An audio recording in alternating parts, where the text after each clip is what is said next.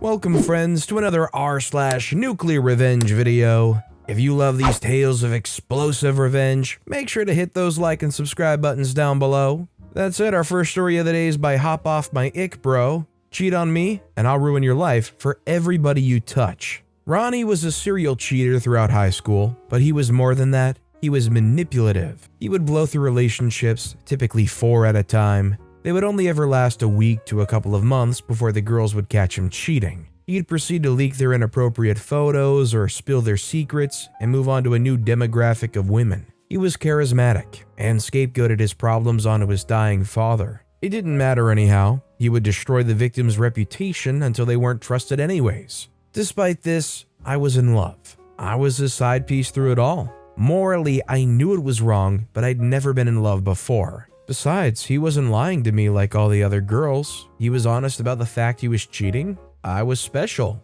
I stuck it out. 2 years later, and he's fallen in love with me too, or so I thought.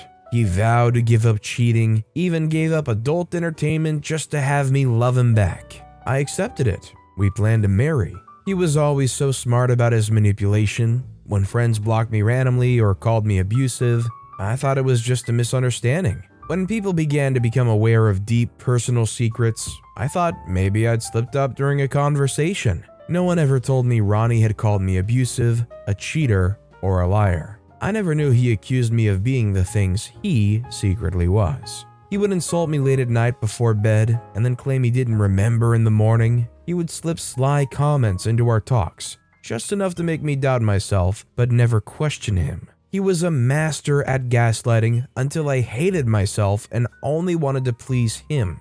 I was head over heels in love despite all of it. He would casually slap me, never when I was upset, but when I said things he didn't like. He would slap me across the face and I would be too shocked to speak. He followed it up by laughing and playing it off as okay to do or a joke so I wouldn't fight back. If I expressed that it was wrong or told anyone, he said I was misunderstanding a playful tap.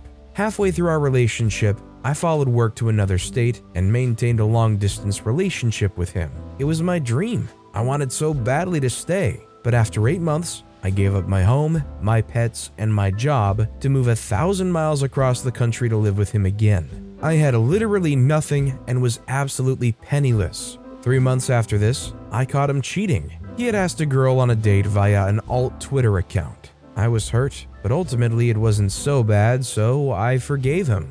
The seed of doubt was already planted, however. 2 months later, I snooped through his phone and noticed he had several Reddit accounts saved to Chrome. I vaguely recalled he used Reddit to view adult entertainment before, and I got a bad feeling in my stomach. I began guessing his common email and password combos. I got 5 hits total. There were more than I expected. I figured maybe he was lying about not watching adult entertainment, which isn't a big deal to me, but for 6 months, he had been using these accounts to cheat on me using hookup and adult entertainment subreddits. I confronted him. He screamed, telling me he'd already apologized to me for cheating a few months ago and I needed to quit making him sad, that he'd already said sorry and I wasn't going to get anything else. He explained that he had continued to cheat because he feared I would leave and he wanted a second option. I spent a week and a half sobbing. I had nothing but this man, and I'd never been good enough for him. I was destroyed. He screamed at me nearly every day, telling me my crying was annoying, that my depression made him uncomfortable, telling my friends I was guilt-tripping him over something that didn't happen. Finally, I snapped. I had wasted all of my high school and early adult years with a man who did nothing but walk on me. I went back to Reddit and counted every person he had flirted with or exchanged messages with. I began to voice record every conversation, screenshot every text. Next, I downloaded Tinder and Bumble. For every girl he cheated on me with, I hooked up with a guy behind his back. When we went out with friends, I began to act more and more sad and slowly dropped in conversation how Ronnie had been yelling at me the night before and that it had upset me. I began to vent to his friends and show them every screenshot. Then I emailed his mother, his grandparents, and his work voice recordings of him screaming at me. I asked his boss if his company supported domestic violence. I cried to his mother and she held me as I vented my frustrations, explaining how she had been cheated on by Ronnie's father. Ronnie began to scapegoat again. He told me he was sick in the head and his depression was causing him to act like that. I knew he was attempting to gaslight me. When we were young, I was so in love with him that I saved almost every photo and text he had sent me to a OneDrive. I had found all the times that he'd admitted to leaking inappropriate photos, cheating, and ruining girls' lives. I got in contact with each of the girls, making one big group chat and sending them every bit of evidence I could find. These were then posted all over Facebook. He had dreams of getting into politics. I joined every political group in our area and pretended to be interested in joining. I befriended the members and casually dropped into conversation how Ronnie had cheated on me and verbally abused me and ruined other people's lives. They would inquire more, I would vent and show them the mountain of evidence I collected. Ronnie was still unaware that I'd done it. He spent the night screaming and crying about how no one liked him and he wasn't sure why. He had lost his job. His friends and family wouldn't speak to him. He was being publicly shamed on social media and his political group had ousted him. I finally dropped it onto him that I had done it and I was leaving.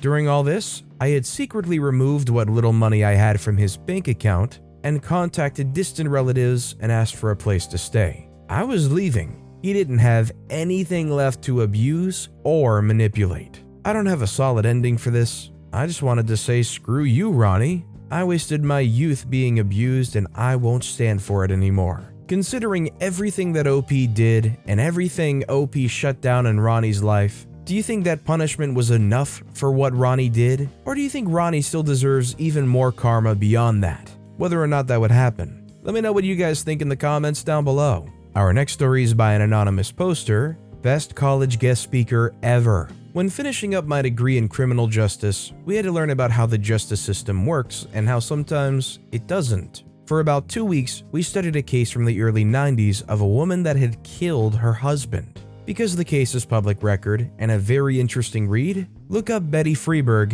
1993. The setting was a small town in Iowa, and the husband was the town drunk. Everyone in town knew him for a drunk, a brawler, a womanizer, and overall just a bad person. His wife was the stay-at-home mom, as she wasn't allowed to work or leave the house, aside from getting groceries. He would go home, hurt her, and violate her, and the cycle would go on, and the whole town knew. Neighbors were a quarter mile down the road, but would still call the police when they heard noises. It was well documented, and because he was never a threat to their daughter, the police did nothing aside from take him to jail like a revolving door. Each time he got out, he'd hurt her again. Their daughter was away at college but came home for Thanksgiving. While the father was at work, the daughter told the mother that her father had violated her and that she even had an abortion because of it. This was the breaking point for the mother. She got her revenge 100-fold. When the daughter went back to school after the holidays and the husband came home, she used the gun at the kitchen table on him. The table is important because it was a big farm table used for chopping up deer and other livestock. Doing the butchering was her job and she was good at it. If I could find the case report, it has pictures of the table and clear marks of chopping. She chopped up her husband and scattered his body over neighboring farms, fed what she could to her livestock, and cleaned up. Months went by, and a winter came and left. Police investigating his disappearance even questioned her while sitting at the table drinking coffee. She explained the marks on the table by explaining that she butchered her own meat and showed the officers her deep freeze. The investigation went on for months until finally a neighbor's dog brought back a body part. They identified it as belonging to him, and she was arrested on the spot. She pled not guilty and refused any offers. It went to trial, and 12 of her peers judged her not guilty due to extenuating circumstances. She confessed to the crime, explained why she did it and how, and that she had no real choice because no one was going to help her. The farm was hers, and she refused to give it up as it had been her family's home. She was let go entirely for the murder charge. The next week, we had Betty as a speaker at the class to discuss the case, and she was awesome. At the time, she ironically sold dismemberment insurance for Aflac. Betty, if you ever read this, know that you're seen as a figurehead for battered women, and you pulled off the best revenge I've ever been able to study. So I'm definitely not advocating for what she did here, but like, considering the circumstances and how literally nobody was helping them, I feel like you kind of understand. I mean, the jury did. And our final story of the day is by ThrowM34W4Y4RDY. Shut Up House is the prize for screwing with retirement. Cast of characters: Jim, the owner of the property; Betty, his wife; Kirsten, daughter of Jim and me; Tilda, Betty's sister; Larry, Tilda's husband; Sunny, daughter of Tilda and Larry; Larry Jr., Larry and Tilda's son; and Mike, Larry and Tilda's son. Many years ago in rural Appalachia and coal country lived a cluster of families on a hauler. Jim and Betty owned a mobile home and had their daughter Kirsten with them. This mobile home was 2 bedrooms and 1 bathroom, but it was sufficient enough for shelter. During the mid-1980s, a recession hit Appalachia hard, and Jim found work in another part of the country. In moving, he approached Larry and Tilda to look after the mobile home and collect rent for anyone that wanted to lease the mobile home. A rent amount was agreed to and would be adjusted for inflation and the cost of living for the area. The money was to be deposited into a savings account, except for the money needed for necessary repairs and receipts kept. Jim and Betty trusted their siblings with this and moved, trusting that this money would be part of their retirement fund. I was privy to these conversations, but did not pay that much attention to them at the time. Shortly after leaving Appalachia, a renter was found, and Jim and Betty were glad to know that something was coming about from the land in their home area. Then Mike moved into the mobile home, and Jim stipulated that the rental agreement did not change even with his nephew renting the mobile home. After Mike moved out, Sonny moved in and stayed for several years. Betty asked Tilda several times about the rent, knowing Sonny was very unreliable with rent in the past, and was assured that between Section 8 and food stamps, that the rent was being paid on time and there were no issues. A few repairs had been done, but the receipts were stored in the safe deposit box where the savings account was. Fast forward a few more years, Sonny finally moves out and there's a few more renters, and then the taxes are not getting paid. The mobile home will not pass for Section 8 any longer. As we, Jim, Betty, and I, have been told repairs had been made over the years, we find this odd and inquire again to Tilda, who states this was all a misunderstanding. Once again, Betty trusts her sister and is relieved when we get the tax receipt in the mail. This is very important later. Another few years pass, and Tilda dies. Jim and Betty attend the funeral, and Betty makes a gesture to assist with some of the expenses.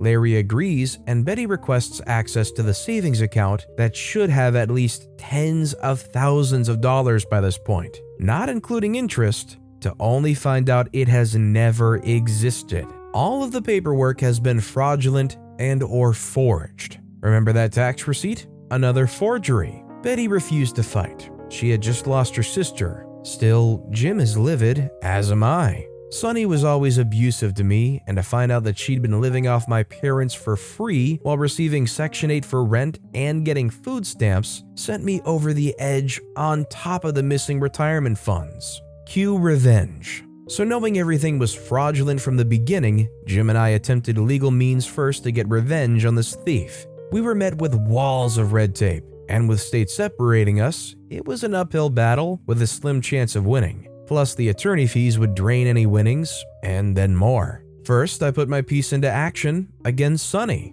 I filed claims of fraud against the Section 8 anonymously, and SNAP benefits given that there were absolutely no proof of rent being paid to the homeowner or the custodian. Larry was stupid enough not to write out a fraudulent receipt for when his daughter lived there. Next, I filed against Larry for tax evasion and Social Security fraud, since Sonny was claiming to be paying him the rent money via Section 8. This was income. Since he was not claiming this income on his tax forms, he was double dipping into the Social Security system and avoiding paying taxes. I did the same for the time Mike was paying rent, although he didn't claim government benefits. He just paid rent. The next stage was to notify their local church about the shady dealings with family. Their faith is big on lay ministers and credibility. I told anyone and everyone I could from the church directory about what had happened. I even showed the fake tax receipt. The last bit was the most nefarious. After ensuring that Larry was visiting Sonny and the house he owned was empty, a rented car was used, and while Betty drove, Jim used a .22 rifle to shoot holes in the roof, the AC compressor, the garage doors, and anything that was laying in the yard and not immediately noticeable. We wanted the burn to last, so no windows were shot out or anything evident from the start showed. Aftermath: Sonny is now being investigated for multiple charges of fraud. Her side business has been closed due to the sweeping allegations that money will not be allocated as intended. Her applications for small business loans and COVID funds have been denied. Criminal charges are being whispered, but I don't think anything will come about that portion. Larry's been found guilty of overpayment by the Social Security Administration and no longer receives benefits. He now lives with Sonny and no longer has his truck, camper, boat, or ATVs. Unfortunately, once again, criminal charges are not pending. Larry Jr. has moved into the old home that was shot up. The roof had several places where hail or other debris punched through and made it leak. The siding had similar damage. They noticed some of the bullets and they finally figured out what it was. Pierced some of the old PVC and plastic plumbing. He spent a fortune fixing the roof, plumbing, and siding where a lot of little holes were. I don't know if he's tried the AC yet, but I'll be delighted to find out if it malfunctions as severely as I hope. If people are going to be scummy like that, you don't really feel bad for them falling on hard times after, honestly, being scummy and riding off of that for so long. If you or somebody you know or cared about got totally screwed over like that, you'd want to get revenge against them too. Just so kind of happens that seems it's almost lawless a little bit in these places. But with that being said, that's all the time we have for today. So of all three of these stories that I've read for you today, which one was your personal favorite and why? Let me know in the comments down below. And if you haven't yet, if you could like and subscribe, that would mean a lot to me. Whatever you do, whether it's liking, subscribing, turning notifications on, all of it helps grow this channel and I appreciate the heck out of it. So until next time, I'll see you all tomorrow with some more stories.